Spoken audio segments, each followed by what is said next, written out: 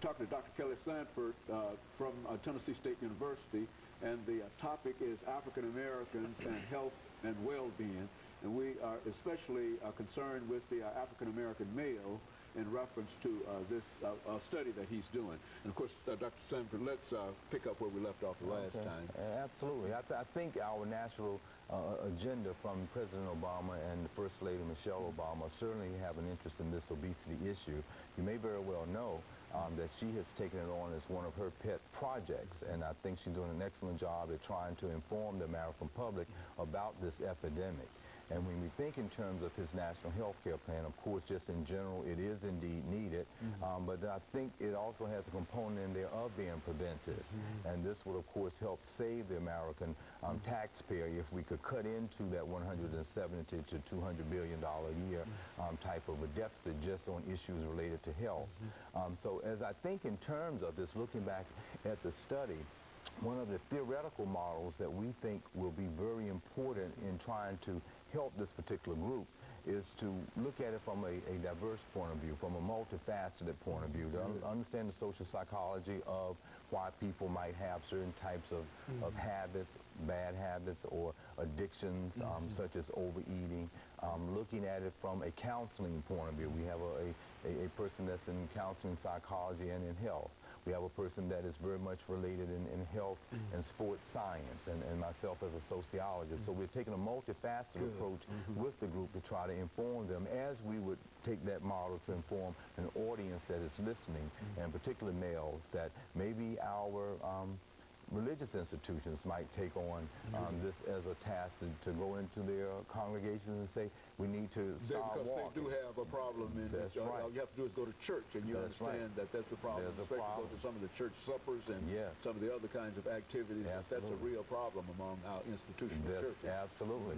And to just observe it out in your everyday life. If you go to any place just to shop, you can just observe people who are, you just know they're just overweight. And we can do this simply by exercising and eating correctly. Sometimes it's a hard thing to ask people to do, but very simply, if you cut out eating many of the white items you might have, like white bread, white rice, and the sugars, and the sodas, and the sweet teas, and all of these things, and then exercise more, you will start seeing a change just with that. And then if you regulate when you eat and don't eat so late, because you're sleeping on food just in the system that is not being worn out. And then, of course, as you increase in age, and if you're eating that way, it's going to increase in poor health as well. So there are avenues of trying to change this, and I think this is why the prevention part is very important.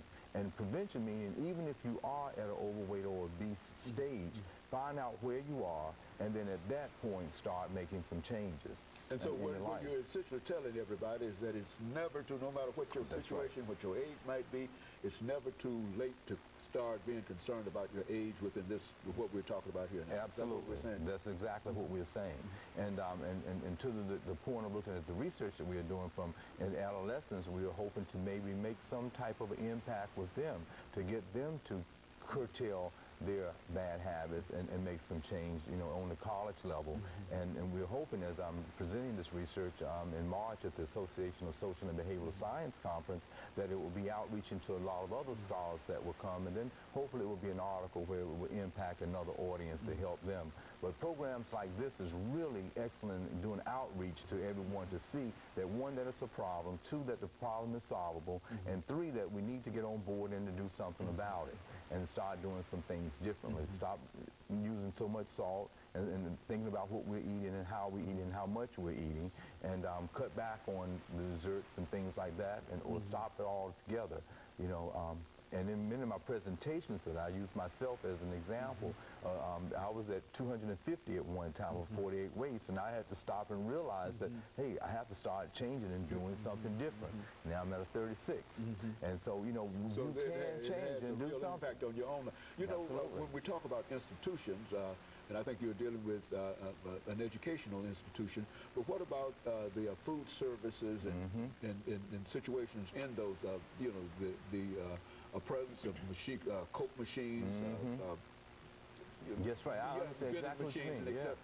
Is there any way that these kinds of things might be controlled, or perhaps in a cafeteria, you know, Yes. where you, did you Yes. look at that, Yes, from that absolutely. perspective? What did you find in reference to Well, in reference to this, you're absolutely right. We find in all of the different places, you might have vending machines that might have, you know, sodas or nabs and things that are high in fat with trans fat in. That needs to be changed. We've seen that on the more national level now.